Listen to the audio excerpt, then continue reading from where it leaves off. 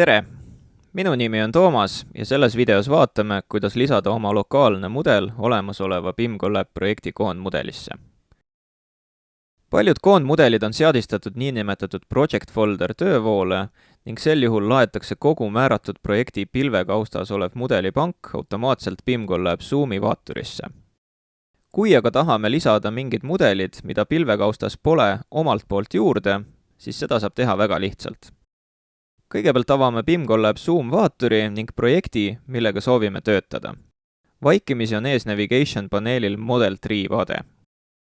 Seejärel kõige mugavam lahendus on lihtsalt sikutada soovitud mudel või punktipilv otse Navigation paneelile ning ongi tulemus käes.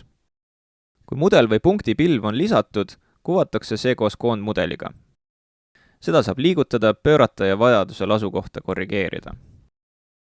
Lokaalsed mudelid on nähtavad ainult sinu arvutis. Teised projektiga liitunud kasutajad seda ei näe. Tänud vaatamast!